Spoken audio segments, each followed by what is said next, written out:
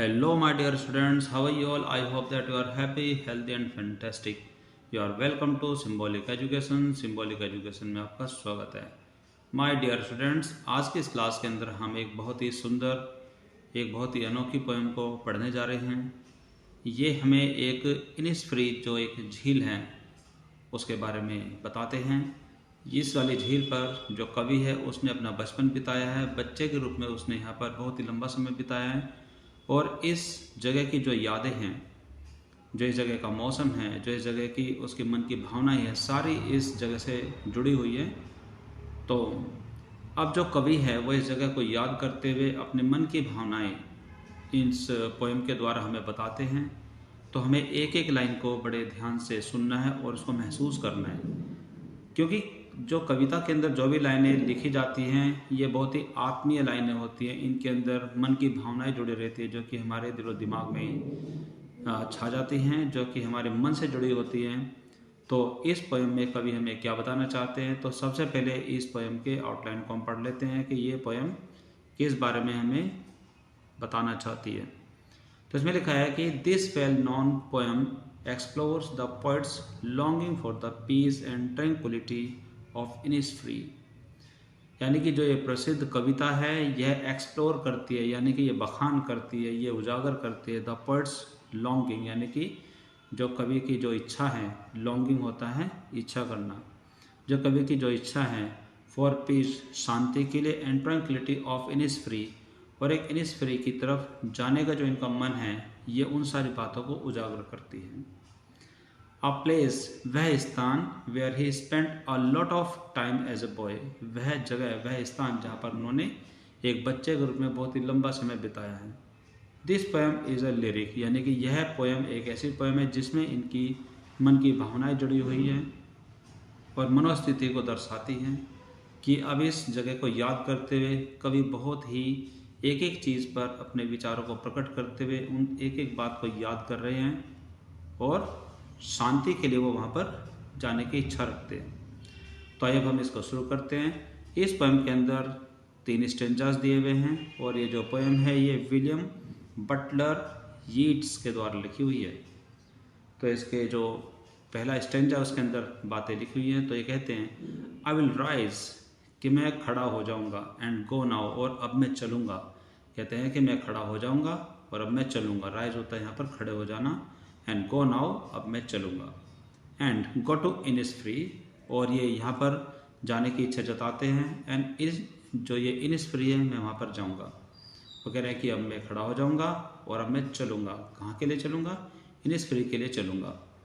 आगे बताते हैं and a small cabin built there, और वहाँ पर मैं एक बनाऊँगा छोटा से कैबिन, छोटा से कुटिया मैं बनाऊँगा. ऑफ ए क्ले, मिट्टी की एक छोटी सी कुटिया, छोटी सी झोपड़ी में बनाऊंगा. वहाँ पर वो रहने की इच्छा जताते हैं कि मैं खड़ा होकर के इनिसफ्री, यानी कि जो झील है इनिसफ्री झील पर मैं जाऊंगा और वहाँ पर एक छोटी सी कुटिया बनाऊंगा.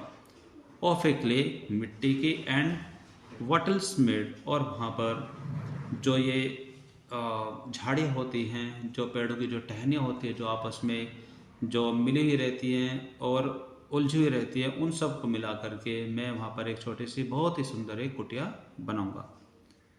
9 beans rows I will have there, और वहाँ पर मैं 9 लाइनें, 9 पंक्तियाँ, जो बीन के जो छोटे छोटे जो पौधे होते हैं, जो कि सेम की जो बीन होती है, सेम की जो छोटे छोटे पौधों की जो एक लाइन होती है, तो वो ये कह रहे हैं कि मैं अपनी कुटिया के आसपास 9 लाइनें बनाऊंगा. 9 लाइनें मैं बीन के पौधों की मैं बोऊंगा.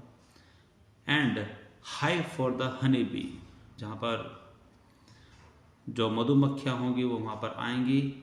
एंड लिव अलोन, और मैं वहाँ अकेला ही रहूँगा. In the bee loud glade, एक ऐसे खुले स्थान पर जो कि मधुमक्खियों की भिन भिनाट से वो गूंज उठेगा. वो बहुत ही मधुर दृश्य को हमें बताना चाहते हैं कि वो एक ऐसे जगह पर वो रहना चाहते हैं जो कि एक झील के पास की जगह, जहाँ पर उन्होंने छोटे बच्चे के रूप में एक लंबा समय बिताया है. वो झील का नाम है इनिसफ्री, जो झील है, वहाँ पर वो जाने की इच्छा रखते हैं और वहाँ पर एक छोटी सी कुटिया बनाना चाहते हैं मिट्टी की, और जो उलझी हुई आपस में जो टहनियाँ होती हैं उनके सहायता से वो एक वहाँ पर कुटिया बनाना चाहते हैं और उसके आसपास वो बीन के जो पौधे हैं उसकी 9 लाइनें भी लगाना चाहते हैं, क्यारियाँ बनाना चाहते हैं।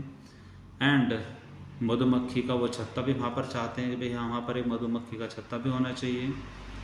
और जो मधुमक्खी है उनकी भिन्न भिनाट, यानी कि जो उनके भिन्न भिनाट की जो आवाज़ से वो जो स्थान है वो गूंज उठेगा, और वहाँ पर ऐसी जगह पर वो अकेले रहना चाहते हैं, यानी कि वो प्रकृति को महसूस करना चाहते हैं, वो समय वो फिर से जीना चाहते हैं जो कि उन्होंने अपने बचपन में वहाँ पर जिया।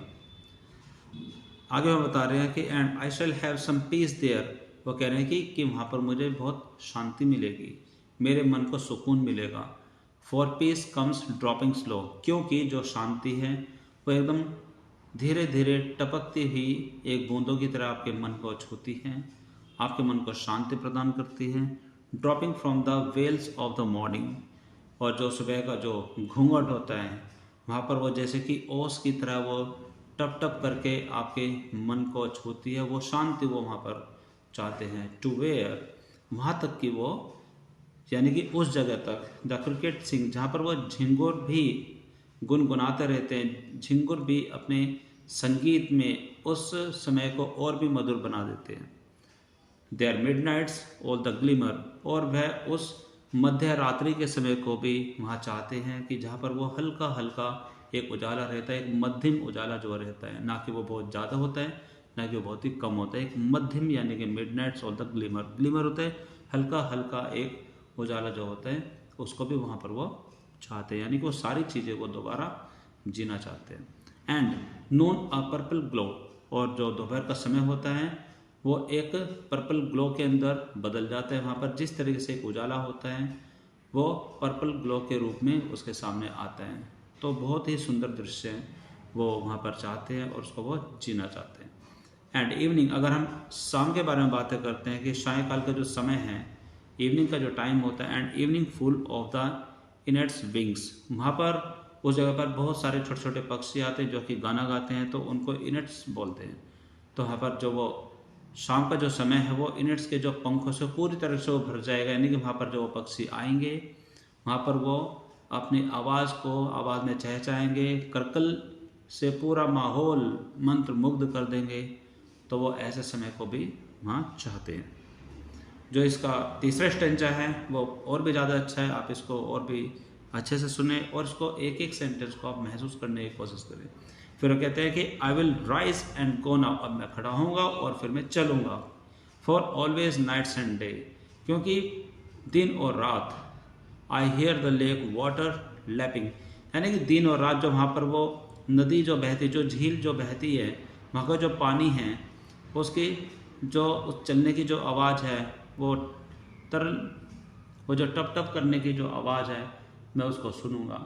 जो पानी जिस तरीके से जाता है मैं उसको, जो पानी की जो छपछपाहट जो होती है, जैसे कि वो पानी चलता है छोटे पत्थरों के बीच से होकर के हो जाता है, तो उसकी जो छपछपाहट की जो आवाज़ है वो उसको सुनना चाहते हैं, सुनने की इच्छा रखते हैं।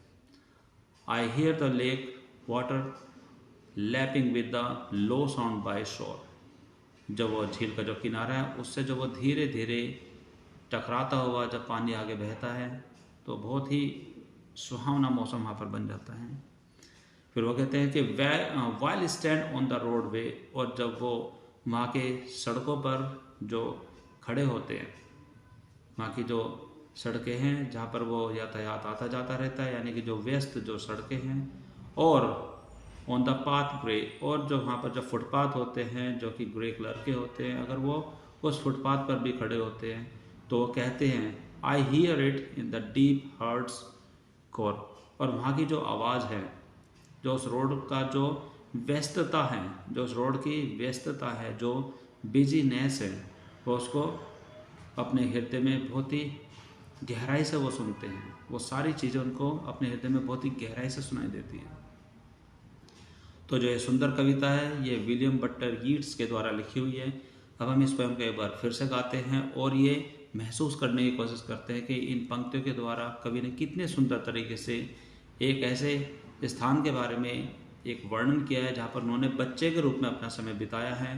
तो इसके अंदर वो हमें क्या बताना चाहते हैं, वो कहना चाहते हैं कि I will arise and go now and go to Innisfree and a small cabin built there of a clay and wattles made.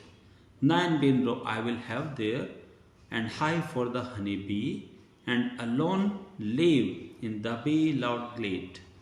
Second में वो बताते हैं, and I shall have some peace there, for peace comes dropping slow, dropping from the wheels of the morning to where the cricket sings. There midnights all a glimmer, and noon a purple glow, and evenings full of the innets wings. Third में वो बताते हैं, I will rise and go now, for always nights and day. I hear the lake water lapping with the low sound by the shore. While I stand on the roadway or on the pavement grey, I hear it in the deep heart's core. Wow, what a beautiful poem is it. It's fantastic. So my dear students, अगर आप भी इस poem को बहुत ही गहराई से सुनेंगे, आप एक एक पंक्ति को महसूस करेंगे, तो जो कवि है जो इस कविता के कवि है, जो कि हमें वो बताना चाहते हैं, आपको भी ऐसा महसूस होगा कि आप भी उसी जगह पर अपने बचपन को, अपने इस समय को जी रहे हैं। वो इतना सुंदर दृश्य है। देखिए, दृश्य वो इतना सुंदर है कि उसकी सुंदरता को कवि ने अपने शब्दों में हमें बताने की कोशिश की है। एक राइम उन्होंने लिखी है और इन्होंने बिल्कुल सच ही कहा है कि this poem is a lyric, यानी कि जो ये कविता है ये आपके मन के भाव व्यक्त करती है, आपके सामने एक स्थान को ऐसे प्रकट करती है जैसे कि हम भी वहाँ पर हैं, हम उन सारी चीज़ों को महसूस कर रहे हैं।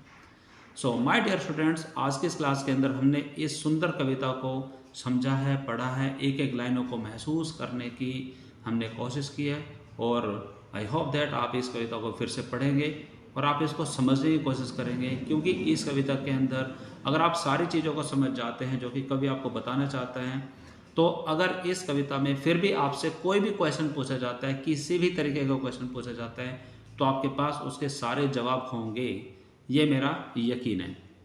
तो इसी के साथ अब हम मिलेंगे हमारी अगली क्लास में। आज की क्लास में सिर्फ इतना। This is all for now in today's class. Now we will meet in a next class with a new topic, with a new chapter. Till then, take care, bye bye, have a nice day.